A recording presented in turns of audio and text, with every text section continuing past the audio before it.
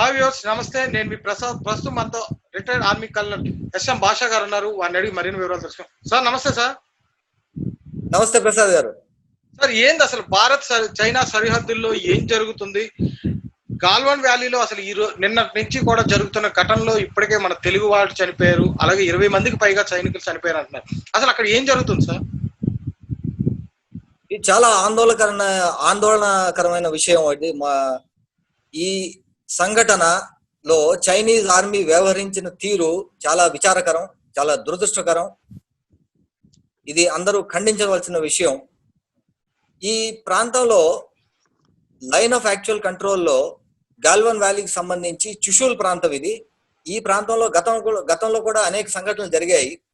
అయితే ఈ సంఘటనకి సంబంధించి ఇంత భారీ ఎత్తున ప్రాణ నష్టం జరగడం అనేది ఇది మొట్టమొదటిసారి. 40 సంవత్సరాల్లో ఇటువంటిది చర్య అనేది మొట్టమొదటిసారి ఇది జరగడం.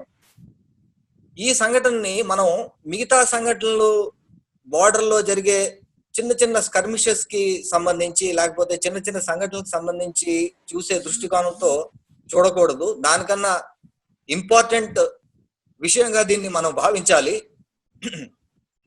మొట్టమొదటి ఏంటంటే, ఈ సంఘటన జరిగిన పరిణామాలు, ఈ సంఘటనకి దారి తీసిన పరిమాణాలను మనం గమనిస్తే, లాస్ట్ 1 month లో అనేక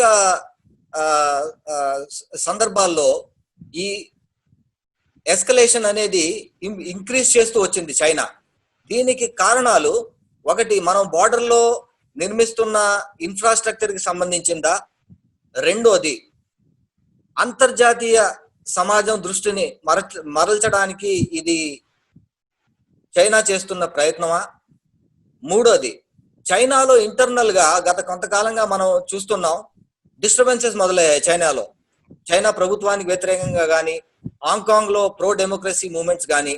సో అటువంటి విషయంలో చైనా ప్రజల దృష్టి మరల్చడానికి తీసుకున్న ఇది ఒక నిర్ణయమా? నాలుగోది, నేపాల్కి సంబంధించి కూడా ఈ విషయాన్ని మనం కనెక్ట్ చేయవలసిన అవసరం ఉంది. నేపాల్ కాలాపానీ ఇష్యూ, నేపాల్ మొట్టమొదటిసారిగా సరిహద్దు వివాదం భారత్తో రేపింది. సో నేపాల్కి భరోసా ఇవ్వడానికి వీళ్ళు మనల్ని డిస్టర్బ్ చేయడానికి చేసిన ఇది ఒక అంశమా అనేది కూడా మనం దీన్ని గమనించాలి. ఎందుకు చైనా ప్రతిసారి కూడా భారత్ భూభాగంలో చొచ్చుకొస్తూ మనపై కయ్యానికి కాలు దిగుతుంది? ఈ విషయాన్ని మనం కూలంకుషంగా చర్చించాలంటే గతం కొంత మనం చూడవలసి ఉంది. ఈ అక్షయ్ చిన్ ప్రాంతం అనేది, ఇప్పుడు మనం యాక్చువల్ గా చైనా ఇండియా బార్డర్ చూస్తే దీన్ని యాక్చువల్ గా లైన్ ఆఫ్ యాక్చువల్ కంట్రోల్ అంటారు, LAC. సో 2 దేశాల మధ్య సరిహద్దు ఏ విధంగా మార్క్ చేయబడుతుంది అంటే, దానికి చాలా హిస్టారికల్ ఫ్యాక్ట్స్ అనేవి మనం ఆస్పెక్ట్స్ వీటిని దృష్టిలో పెట్టుకొని బార్డర్స్ డిమార్కేట్ అవుతాయి. అయితే ఇండియా చైనా మధ్య బార్డర్స్ ప్రాపర్ గా డిమార్కేట్ అయ్యి లేవు ఎక్కడ కూడా. అటు మ్యాప్లో కానీ లేదా ఆన్ గ్రౌండ్ చాలా చోట్ల ఇవి డిమార్కేట్ అయ్యి లేవు. దీనికి కారణం, if you look at the history, ఈ అక్సై చిన్ అనే ప్రాంతం గతంలో మహారాజా గులాబ్ సింగ్ ఆధీనంలో ఉండేది, సిక్ మహారాజు. ఆ సిక్ మహారాజు బ్రిటిష్ మధ్య జరిగిన యుద్ధం తరువాత ఈ ప్రాంతం అంతా బ్రిటిష్ కంట్రోల్లోకి వచ్చింది.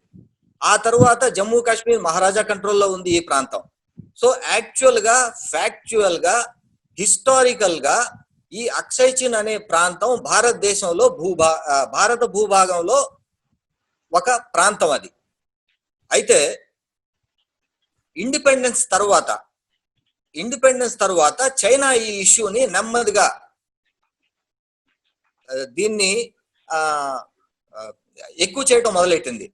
సో 1950s లో ఈ ప్రాంతంలో ఏం జరిగిందంటే, అక్సై చిన్ లో కొంత భాగంలో చైనా కారాకోరం హైవే అని చెప్పి ఒక రోడ్డు నిర్మించడం జరిగింది. అది చైనా నుంచి టిబెట్ లింక్ చేయడానికి ఏర్పాటు చేసిన రోడ్డు. ఆ రోడ్డు ఏర్పాటు తర్వాత భారతదేశం అబ్జెక్షన్ రైజ్ చేస్తే, ఆ అబ్జెక్షన్స్ కి ప్రతీకారంగా జరిగిన వివిధ పరిణామాలు 1962 వారికి దారితీశాయి. ఆ తరువాత మిగతా ప్రాంతంలో అక్సై చిన్ భూభాగం అంతా చైనా ఆక్రమణలోకి వెళ్ళిపోయింది. సుమారు 38,000 చదరపు కిలోమీటర్లు భూభాగం చైనా ఆక్యుపై చేసుకుంది భారత్ది. మిగతా బార్డర్ కి సంబంధించి మిడిల్ ప్రాంతం అంటే ఇప్పుడు సిక్కిం, ఉత్తరాఖండ్ ప్రాంతంలో ఉన్న ఆ బార్డర్ కూడా ప్రాపర్ గా డిమార్కేట్ చేసి లేదు. ఈస్టర్న్ సెక్టర్ లో, దట్ ఈస్ అరుణాచల్ ప్రదేశ్ ప్రాంతానికి సంబంధించి దాన్ని మ్యాక్మోహన్ లైన్ అంటారు. మన అరుణాచల్ ప్రదేశ్ కి, మన ఇండియాకి, చైనాకి ఉన్న బార్డర్ రేఖని మ్యాక్మోహన్ లైన్ అంటారు. సో ఈ మొత్తంగా మనం కంప్లీట్ గా బార్డర్, దట్ ఈస్ అప్రాక్సిమేట్లీ 3400 కిలోమీటర్ల పైన ఉన్న ఈ భారత్ చైనా బార్డర్ ని తీసుకున్నట్టయితే చాలా చోట్ల there is a difference in perception. అంటే కొన్ని ప్రాంతాలని అవి మావి అని మనం అంటాం, కొన్ని ప్రాంతాలని అవి మావి అని చైనా అంటుంది. సో ఈ సందర్భంగా అనేక సార్లు చర్చలు జరిగాయి, అనేక అగ్రిమెంట్స్ కూడా జరిగాయి భారత్ చైనా మధ్యలో. ఆ అగ్రిమెంట్స్ ప్రకారంగా ఏంటి అంటే ఈ ఏరియాలో ఈ బార్డర్ లో సిచ్యువేషన్ ఎస్కలేట్ కాకుండా ఉండడానికి అని చెప్పేసి కొన్ని షరతులు దాంట్లో పెట్టడం జరిగింది. దాంట్లో మొదటి షరతు 1959లో చౌఎన్ లాయ్, జవహర్లాల్ నెహ్రూకి రాసిన లేఖ ప్రకారంగా ఏంటి అంటే బార్డర్ కి 20 కిలోమీటర్లు రెండు వైపులా పర్మనెంట్ డిఫెన్సెస్ ఏర్పాటు చేయకూడదని చెప్పి ఆ టైంలో ఒక అగ్రిమెంట్ వచ్చారు. ఆ తరువాత అనేక అగ్రిమెంట్ జరిగాయి. 1993లో ఒక అగ్రిమెంట్ జరిగింది. దాని ప్రకారంగా రెండు వైపులా 10 కిలోమీటర్లు బార్డర్ కి ఇటువైపు అటువైపు కూడా కాంబాట్ యుద్ధ విమానాలు రెండు దేశాలు ఆపరేట్ చేయకూడదు అని చెప్పేసి ఒక అగ్రిమెంట్ చేయడం జరిగింది. సో ఈ బార్డర్ పర్సెప్షన్ కి సంబంధించి యాక్చువల్ గా డిమార్కేషన్ లేని ఏరియాస్ లో రెగ్యులర్ గా మనం ఏం చేస్తుంటాం అంటే పెట్రోలింగ్ కోసం అని చెప్పి మన సైన్యాన్ని పంపిస్తుంటాం. చైనా కూడా పెట్రోలింగ్ కోసం అని చెప్పి వాళ్ళ సైన్యాన్ని పంపిస్తూ ఉంటుంది. సో ఈ రెండు సైన్యాలకు సంబంధించిన పెట్రోలింగ్ పార్టీస్ ఎక్కడైతే ఫేస్ టు ఫేస్ వస్తాయో అటువంటి చోట్ల ఈ చిన్న చిన్న గొడవలు అనేది జరగడం గతంలో మనం చూసాం. అయితే చుషూల్ ప్రాంతం, ఇప్పుడు ప్రస్తుతం ఈ గాల్వాన్ ప్రాంతం ఉన్న ఏరియాని చుషూల్ సెక్టర్ అంటారు. ఈ ఏరియాలో గాల్వాన్ ప్రాంతంలో పెంగాంగ్స్ లేక్ అని ఒక సరస్సు ఉంది. ఆ ప్రాంతంలో, తర్వాత చుషూల్ ప్రాంతంలో, ఈ ప్రాంతంలో గతంలో కూడా చాలా సెన్సిటివ్ గా ఉండేది. 1962లో కూడా ఈ ప్రాంతంలో భీకరమైన యుద్ధం జరిగింది భారత్ చైనాల మధ్య ఈ ప్రాంతంలో కంట్రోల్ కోసం. ఇక్కడ ఈ డిఫరెన్స్ ఆఫ్ పర్సెప్షన్ అనేది ఎక్కువగా ఉంది ఈ ప్రాంతంలో. సో గత నెల జరిగిన సంఘటనలు ఎస్కలేట్ అవడంతో రెండు దేశాల మధ్య చర్చలు జరిగాయి. ఆ చర్చల్లో భాగంగా ఈ ఎస్కలేషన్ ని తగ్గించడానికి అని చెప్పేసి చైనా మన భూభాగంలో వాళ్ళు ఏర్పాటు చేసిన టెంట్లని, వాళ్ళు ఏర్పాటు చేసిన బంకర్స్ ని తొలగించాలని చెప్పి మనం చెప్పడంతో ఈ అగ్రిమెంట్ లో వాళ్ళు ఒప్పుకున్నారు. అయితే ఒప్పుకున్న తరువాత మళ్ళీ తిరగబడి ఈ విధంగా రాళ్లతో, కర్రలతో మన సైనికుల మీద దాడి చేయడం అనేది చాలా హేయమైన చర్య. అంటే దీనికి త్వరలోనే భారత్ గట్టిగా బదులిచ్చే అవకాశం ఉందా, లేదంటే చర్చల ద్వారానే మళ్ళీ ఈ సమస్యను పరిష్కరించే అవకాశం ఉందండి? ఈ సమస్య మామూలుగా పరిష్కరించదగ్గ సమస్య కాదని నేను అనుకుంటున్నానండి. ఎందుకంటే చారిత్రక ఆధారాలని తీసుకుని ప్లస్ డిప్లొమాటిక్ గా మనం చర్చించి ఈ బార్డర్ సమస్యని మనం పరిష్కరించాలని నేను అనుకుంటున్నాను. అయితే ఇప్పుడు జరిగిన సంఘటనకి సంబంధించి చైనాని మనం గట్టిగా నిలదీయవలసిన అవసరం ఉంది.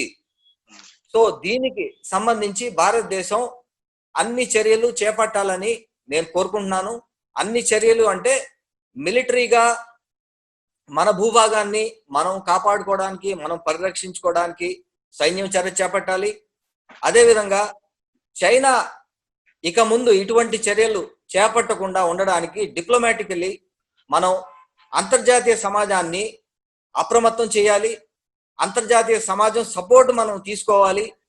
తీసుకొని చైనాని ఈ సమస్య పరిష్కారం కోసం మనతో చర్చించే విధంగా, చర్చించిన తరువాత ఏవైతే సంప్రదింపుల్లో విషయాలు కూలంకషంగా చర్చించి ఒక అగ్రిమెంట్కి వస్తాయో ఆ అగ్రిమెంట్ కి కట్టుబడి ఉండేటట్టుగా మనం చైనాని చేయగలగాలి.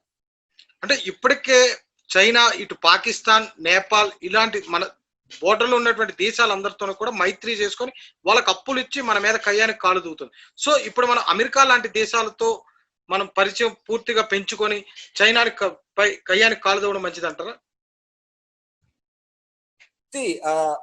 ఈ దీన్ని we have to look it at a bigger perception. మనం దీన్ని ఒక పెద్ద పర్సెప్షన్ లో చూడాలి. మొట్టమొదటిగా మనం చూడవలసింది ఏంటంటే COVID-19 తరువాత అంతర్జాతీయ సమాజంలో reputation of China has gone down. ఆ చైనా తన రెప్యుటేషన్ ని కాపాడుకోవడానికి ప్రపంచ దేశాల దృష్టిని మలచడానికి ఇది తీసుకున్న ఒక చర్యగా మనం చూడాలి. రెండోది, COVID-19 ఇష్యూ తర్వాత చైనా రెప్యుటేషన్ ఎప్పుడైతే పాడైందో ఆ ఇష్యూ తర్వాత the entire dynamics are changing. మొత్తం ప్రపంచంలో డైనమిక్స్ చేంజ్ అవుతున్నాయి చైనాకి సంబంధించి. సో ఈ చేంజింగ్ డైనమిక్స్ లో ఏమవుతుంది అంటే అమెరికాతో మనం చర్చిస్తున్నాం.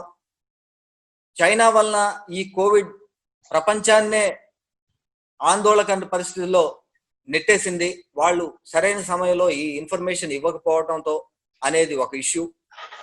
తరువాత పాకిస్తాన్ చైనా మధ్య ఉన్న సంబంధాలు మనకు తెలిసిందే.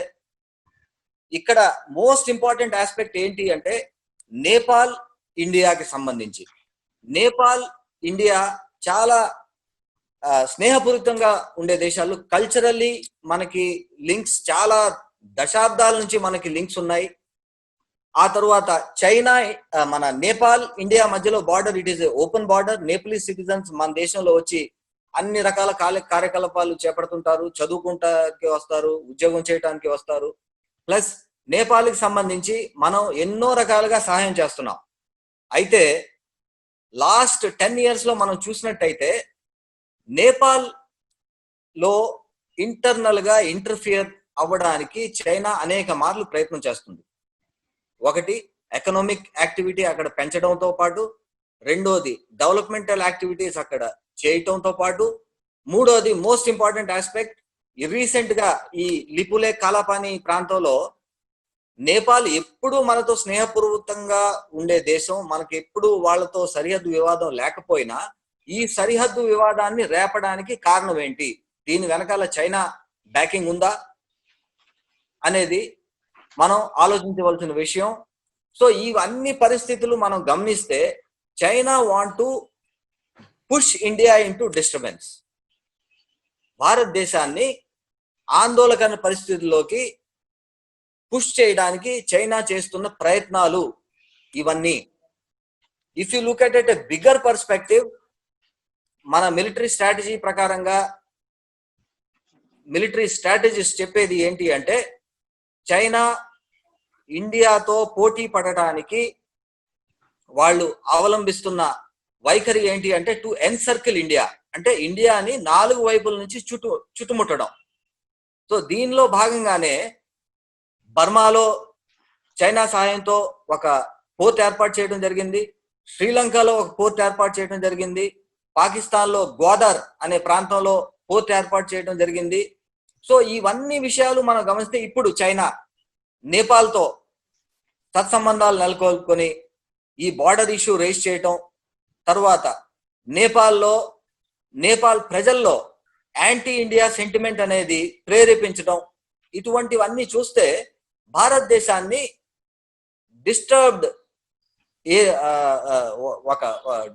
భారతదేశాన్ని డిస్టర్బెన్స్ చేయడానికి ప్రయత్నిస్తున్న ఇవన్నీ ప్రయత్నాలు. మనం దీన్ని ధీటుగా ఎదుర్కొనే సత్తా మన మిలిటరీకి ఉంది కదా సార్? ఇది ఈ విషయానికి సంబంధించి కేవలం మిలిటరీతో పరిష్కారం అయ్యే సమస్య కాదు ఇది. ఒకటి, ఎస్, మిలిటరీగా మనం మన భూభాగాన్ని మనం కాపాడుకోవాలి. రెండోది, డిప్లొమాటిక్ గా కూడా ఈ సమస్య పరిష్కారానికి మనం అన్ని చర్యలు తీసుకోవాలి. అంటే ప్రపంచం దృష్టికి ఈ సమస్యను